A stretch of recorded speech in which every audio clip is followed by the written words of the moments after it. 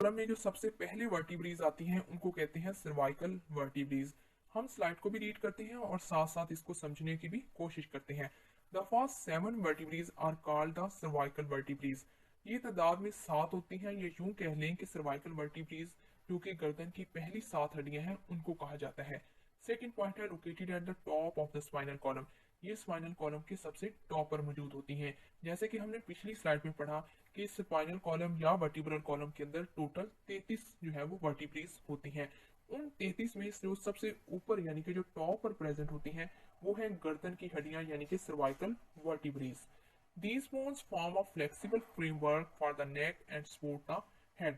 ये जो असल में होती हैं ये गर्दन को जो है वो जरूरत के मुताबिक ही जो है वो हरकत करने पर मजबूर करती हैं, और ये दूसरी तरफ सर को यानी कि हेड को जो है वो सहारा मुहैया करती हैं। नेक्स्ट पॉइंट जो कि थोड़ा सा इंपॉर्टेंट पॉइंट है वो ये है कि the first cervical vertebrae is called Atlas. Cervical vertebrae जिनकी तादाद C1 टू C7 है। C1 जो है यानी कि जो पहली सर्वाइकल है जो कि आपको तस्वीर में भी नजर आ रही होगी, रेड कलर की जितनी भी वर्टिब्रीज हैं ये असल में सर्वाइकल वर्टिब्रीज हैं। अगर आप इन सातों को जो है वो गौर से देखें तो ऊपर वाली जो वर्टिब्रीज है वो जो है वो थोड़ी सी थिन है और थोड़ी सी यानी कि लंबाई में ज्यादा है।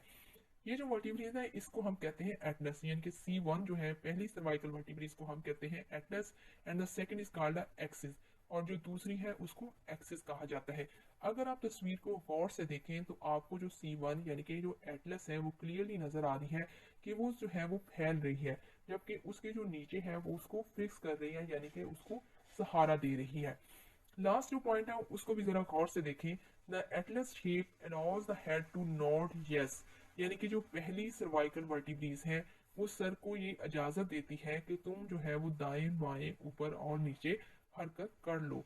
And the axis shape allow the head to shake no, जबकि जो सर्वाइकल की दूसरी वर्टिब्री है जिसको हम एक्सिस कहते हैं वो असल में उसको अलाउ नहीं करती कि तुमने जो है वो ज्यादा हरकत करनी है यानी कि ज्यादा मूवमेंट शो करनी है। तो ये असल में इन दोनों वर्टिब्रीज का काम होता है, और ये ही वर्टिब्रीज हमारी जो हेड है यानी कि जो सर है उसको सहारा मुहैया करती है।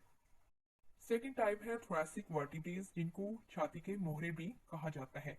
The next 12 vertebrae are called the thoracic vertebrae. Cervical vertebrae के 7 मोहरों के बाद जो अगले मोहरे शुरू होते हैं उनको कहा जाता है थोरैसिक वर्टिब्रीज, और ये तादाद में 12 होते हैं। अगर आप तस्वीर को गौर से देखें तो आपको जो है वो सुर्ख रंग के अंदर ये वर्टिब्रेज दिखाई गई हैं। These bones move with the ribs to form the rear end core of the rib cage। ये जो होती हैं ये वर्टिब्रल कॉलम बनाती हैं, और दूसरा जो बात है ये रिब केज की हरकत के साथ ही हरकत करती हैं, यानी कि ये अलहदा अलहदा हरकत कर सकती हैं मगर महदूद इनकी जो है वो हरकत होती है। इसके साथ ये रियर इनकोर यानी कि ये काफ़ी ज़्यादा मजबूत और पायदार किस्म का रिब केज यानी कि केज जो है वो एक पिंजरा बनाने में मदद देती है। और लास्ट जो है इसका पॉइंट वो ये है कि thoracic vertebrae are larger than cervical vertebrae. Thoracic vertebrae जो होती हैं वो गर्दन के मोहरों की निस्बत काफ़ी ज़्यादा साइज में बड़ी होती हैं, and increase in size from top to the bottom. अब अगर थोरैसिक वर्टिब्रीज की शेप या साइज की बात की जाए तो इनका जो साइज है वो ऊपर वाली जो वर्टिब्रीज है यानी कि T1 थोरैसिक 1 गर्दन थोरैसिक यानी कि पहली जो वर्टिब्रीज है T1 उसका साइज आपको छोटा नजर आ रहा होगा। जैसे ही आप नीचे की तरफ चलते हैं यानी कि T2 T3 T4 T12 तक जैसे चलते हैं वैसे ही उनका साइज उनके नंबर्स के साथ इंक्रीज होता जाता है। तीसरी क्लासिफिकेशन है लंबर वर्टिब्रीज जिनको कमर के मोहरे भी कहा जाता है। After the thoracic vertebrae comes the lumbar vertebrae. गर्दन के मोहरे, फिर उसके बाद हमारे थोरैसिक वर्टिब्रीज यानी कि छाती के मोहरे, और उसके बाद आ जाते हैं कमर के मोहरे यानी कि लंबर वर्टिब्रीज। ये आपको साथ वाली डायग्राम के अंदर सुर्ख रंग के अंदर क्लियरली जो है वो नजर आ रहे होंगे। These 5 bones are the largest vertebrae in the spinal column। ये ऐसी बोन्स हैं या ये ऐसी वर्टिब्रीज हैं जो स्पाइनल कॉलम या वर्टिब्रल कॉलम के अंदर साइज में सबसे ज्यादा बड़ी होती हैं। These vertebrae support most of the body's weight, और इनका जो मेन फंक्शन है वो ये है कि ये इंसानी बॉडी यानी कि इंसानी जिस्म का जो वजन है उसको बर्दाश्त करने या उसको सहारा देने के अंदर अपना बहुत ज्यादा रोल प्ले करती हैं, and are attach to many of the back muscles. और दूसरा जो इसका मेन फंक्शन होता है या जो इसका मेन रोल है वो ये है कि ये मसल्स किस जो है वो अपने साथ अटैच करने के अंदर यानी कि सबसे ज्यादा मसल जो है वो इन्हीं लंबर वर्टिब्रेज के साथ आकर अटैच होते हैं। फोर्थ टाइप है सैक्रल वर्टिब्रेज यानी कि निचली कमर की हड्डियां। The sacrum is a triangular bone located just below the lumbar vertebrae. Lumbar vertebrae के बाद जो नेक्स्ट वर्टिब्रेज आती हैं उनको हम सैक्रल वर्टिब्रेज ही कहते हैं। अगर आप तस्वीर को गौर से देखें तो आपको मेरे ख्याल में इसकी शेप भी क्लियर हो रही होगी। इसकी शेप होती है ट्रायंगुलर यानी कि त्रिकोणीय शेप। मेरे ख्याल में तस्वीर से आपको जो है वो इसकी शेप जो है वो क्लियर हो गई होगी। इट कंसिस्ट ऑफ 4 और 5 sacral vertebrae in a child.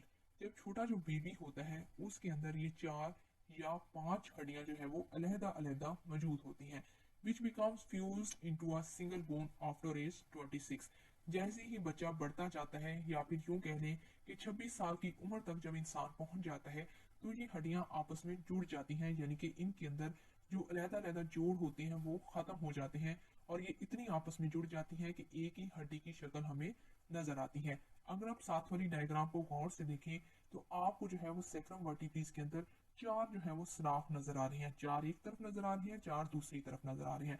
इस तरह आपको ये समझने में आसानी होगी कि ऊपर वाले जो 2 सुराख है, एक राइट साइड वाला और एक लेफ्ट साइड वाला, इसके दरमियान में एक लाइन आपको नजर आएगी। फिर उसके बाद नीचे वाले 2 की तरफ आते हैं तो उसमें भी आपको एक लाइन जो है वो थोड़ी सी शेडेड होती हुई नजर आएगी। ये एक्चुअली में क्या होती है, ये एक एक बोन बनाती हैं। ये क्लियर हो रहा है इस तस्वीर से हमें कि यहाँ पर जो है वो 4 बोन्स जो है वो फ्यूज हुई हुई हमें नजर आ रही है। लास्ट पॉइंट है the sacrum forms the back wall of the pelvic गिर्डल and moves with it. ये जो बोन होती है ये तो कोनी होती है, पीछे से ये बिल्कुल जो है वो स्मूथ होती है, जिस वजह से ये बैक हमारी पिछली बॉडी का पिछला हिस्सा बनाती है, जिसको हम पेल्विक गिर्डल का पार्ट भी कहते हैं। और ये हमें हरकत करने, उठने, बैठने और जो है वो इसमें काफी ज्यादा हमारी मदद करती है। वर्टिब्रल कॉलम की लास्ट क्लासिफिकेशन है कोकस वर्टिब्रेस। कोकस वर्टिब्रेस को दुमची की हड्डी भी कहा जाता है। The कोकस is a small triangular bone at the bottom of the vertebral column. Vertebral column के सबसे निचले यानी कि बॉटम पर जो वर्टिब्रेस प्रेजेंट होती हैं उनको हम कोकस वर्टिब्रेस कहते हैं। इसकी जो शेप है वो होती है ट्रायंगुलर यानी कि त्रिकोणीय शेप होती है। अगर आप तस्वीर को गौर से देखें तो आपको जो है सैक्रम के नीचे जो रेड कलर सुर्ख रंग के अंदर जो चीज नजर आ रही है वो है हमारी coccyx vertebrae. It consist of 4 vertebrae, these one also tail vertebrae. ये तादाद में तकरीबन जो है वो 4 वर्टिब्रेस होती हैं, यानी कि 4 हड्डियां होती हैं। इसको जो है वो हम टेल वर्टिब्रेस भी कहते हैं, यानी कि दुमजी की हड्डी भी इसको कहा जाता है। नेक्स्ट पॉइंट है human embryos have a tail but this is absorb in the fetal period. जब इंसानी एम्ब्रियो बनता है तो उस वक्त ये जो बोन है ये दुम की शक्ल के अंदर इंसान के अंदर मौजूद होती है, लेकिन जैसे ही पीरियड गुजरता जाता है तो फेटल पीरियड जैसे ही बनता जाता है तो उस वक्त ये जो है वो फ्यूज होना यानी कि अपने साइज के अंदर छोटी होती चली जाती हैं। लेकिन उस वक्त भी जब बेबी दुनिया के अंदर आता है तो उस वक्त भी ये जो बोन्स होती हैं ये सेपरेट होती हैं। लेकिन जैसे ही इंसान अपनी उम्र में बढ़ता जाता है, 26 साल की उम्र तक जैसे ही पहुंचता है तो ये हड्डियां भी सैक्रम वर्टिब्रेस की तरह ही फ्यूज्ड हो जाती हैं, इकट्ठी हो जाती हैं और एक ही जो है वो शक्ल इख्तियार कर लेती हैं। Many muscles are also connecting to it. इसके साथ भी बहुत ज्यादा इंसानी इज़रात जो है वो जुड़े हुए होते हैं।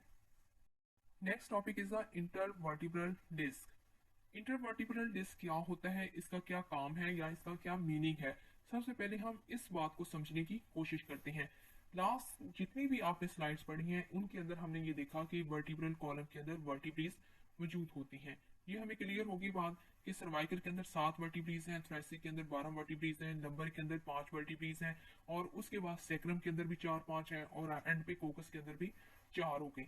यानी कि हमने ये देख लिया कि इतनी यानी कि टोटल 33 जो है वो वर्टिब्रेस, 33 मोहरे जो है वो वर्टिब्रल कॉलम के अंदर प्रेजेंट होते हैं। एक्चुअली में ये जो वर्टिब्रल यानी कि ये जो वर्टिब्रेज होती हैं ये इनकी एक सादा एग्जांपल मैं आपको यूं दूंगी कि जैसे एक ईंट होती है, ठीक है, उस ईंट के ऊपर आप दूसरी ईंट रखती जाए, इसके बाद क्या होगा कि आप 33 ईंटें जो है वो एक दूसरे के ऊपर रख लें तो इसको जो है वो हम वर्टिब्रल कॉलम का नाम दे देंगे। अब अगर ये जो ईंटें हैं ये एक दूसरे के ऊपर तो हमने रख दी, लेकिन जैसे ही कोई हवा का झोंका गुजरेगा या कोई इसको धक्का देगा तो ये ईंटें अपनी जगह छोड़ देंगी और वो गिर कर बिखर जाएंगी। तो इसके लिए हमें क्या करना होगा, दीवार बनाने के लिए हमें क्या करना है कि हम इन दो ईंटों के दरमियान में एक जो है वो कोई चीज ऐड कर देते हैं, यानी कि कोई सीमेंट अगर ऐड कर दे तो वो क्या हेल्प करेगा कि वो दो ईंटों को आपस में जोड़ देगा। तो इस तरह 33 की 33 ईंटें जो है वो एक दूसरे के ऊपर मजबूती के साथ अच्छे से जुड़ जाएंगी। तो अगर अगर उनको कोई भी धक्का देगा या कोई उनको जो है वो खराब करने की कोशिश करेगा तो वो आपस में जुड़ी रहेंगी और उनको कोई भी अलहदा नहीं कर सकेगा। असल में ये जो वर्टिब्रल डिस्क है ये भी बिल्कुल सीमेंट वाली चीज है, यानी कि दो वर्टिब्रल जो ईंटें हैं उनके दरमियान में जो हमने सीमेंट लगाया है वो है हमारा वर्टिब्रल डिस्क। अब हम एक बार स्लाइड को रीड करते हैं कि उसमें क्या लिखा हुआ है। These bones compose the vertebral column, resulting in 26 movable parts in an adult। ये जो वर्टिब्रल कॉलम है उनके अंदर जो वर्टिब्रल डिस्क है ये असल में 26 ऐसी पॉइंट्स को जो है वो शेयर करती हैं कि हमारा जो वर्टिब्रल कॉलम है वो हरकत कर सके। In between the vertebrae are intervertebral disc made of person ages. These discs compress and shrink। अब ये जो डिस्क है इसके अंदर, यानी कि दो वर्टिब्रेज के दरमियान में जो डिस्क है ये इंसान की उम्र के ऊपर बहुत ज़्यादा असरअंदाज करती है। जैसे ही इंसान यंग एज के अंदर होता है तो इसके अंदर काफ़ी ज़्यादा फ्लेक्सिबिलिटी होती है, लेकिन जैसे ही उम्र में इजाफा होता जाता है तो इसका जो साइज है वो भी श्रिंक करना शुरू कर देता है और ये कंप्रेस होना शुरू हो जाती है, जिसकी वजह से अक्सर जो है वो कमर में दर्द महसूस होता है हमें, resulting in an distinct loss of the height. इसकी वजह से क्या होता है कि इंसान जो है वो उसका जो कमर होती है वो मुड़ना शुरू हो जाती है, जनरली बिटवीन 0.5 टू 2 सेंटीमीटर। और इन दोनों की यानी कि इसका जो साइज है वो तकरीबन 0.5 से लेकर 2 सेंटीमीटर तक होता है इस उम्र के अंदर, 50 से 55 साल की उम्र में। अब एक बार तस्वीर को दोबारा गौर से देख लें कि आपको एक इंसानी जो है बॉडी दिखाया गया है, उसके अंदर आपको एक पूरा वर्टिब्रल कॉलम दिखाया गया है। उस वर्टिब्रल कॉलम के जो आखिरी हिस्सा है यानी कि जो लंबर वर्टिब्रेज है उसको जो है वो आपको वहाँ पे जो है एरो लगा के शो करवाया गया है। अब उसको अगर गौर से देखें तो आपको रेड कलर उसमें से थोड़ा सा नजर आ रहा है। ये जो रेड कलर है ये असल में शो कर रहा है कि इस वक्त इंसानी बॉडी को जो है वो दर्द महसूस हो रहा है। अब इस पार्ट को जो है वो एक दो वर्टिब्रेज को हम निकाल के बड़ी तस्वीर करके देखते हैं, जो कि आपको साथ वाली तस्वीर में क्लियर नजर आ रही है। एक है ऊपर वर्टिब्री, एक है उसके नीचे वर्टिब्री, और दरमियान में नीले रंग में जो चीज आपको नजर आ रही है वो है यहाँ पर डिस्क। अब यहाँ पर डिस्क के साथ लफज लगाया गया है हर्निएटेड डिस्क। आपका यहाँ पर हर्निएटेड डिस्क या हर्निएटेड के लफज के साथ आपका यहाँ पर कोई ताल्लुक नहीं है, क्योंकि डिस्क जो होती है वो उसके अंदर मुख्तलिफ उसकी इकसाम होती है। यानी कि अगर इंसान को कोई बीमारी लगी है तो उस बीमारी के मुताबिक ही इसको जो है डिस्क को नाम दिया जाता है। तो इस तरह आपका हर्निएटेड के साथ कोई ताल्लुक नहीं है। यहाँ पर आपने सिर्फ यहाँ पर ये देखना है कि जो नीले रंग के अंदर दो वर्टिब्रेज के दरमियान में मवाद पड़ा हुआ है उसको असल में इंटरवर्टिब्रल डिस्क कहा जाता है। अब इसके साथ अगर आप आगे से देखें तो इसके आगे नर्व्स लगी हुई है, यानी कि इंसानी जो नर्व्स होती हैं वो इसमें से पास आउट हो रही होती हैं। जैसे ही ये वर्टिब्रेज जो है आपस में अटैच होती है, यानी कि जब इसके अंदर इंटरवर्टिब्रल डिस्क का जो साइज है वो कम होना शुरू हो जाता है तो उसकी वजह से हमारी नर्व्स के ऊपर भी बहुत ज़्यादा असर पड़ता है, जिसकी वजह से आपकी कमर में दर्द होने और इसके अलावा कुछ और नर्वस सिस्टम के प्रॉब्लम्स भी जो है वो देखने में सामने आते हैं। Now we see the curves of the vertebral column. Vertebral column के अंदर कितने कर्व्स जो है वो हमें देखने को मिलते हैं। Well look at from the side the spine form the 4 curves. यानी कि वो ये कहना चाह रहा है कि तकरीबन 4 कर्व जो है वो हमें वर्टिब्रल कॉलम में देखने को मिलते हैं। इन कर्व्स के क्या क्या नाम हैं या इनको क्यों कहा गया है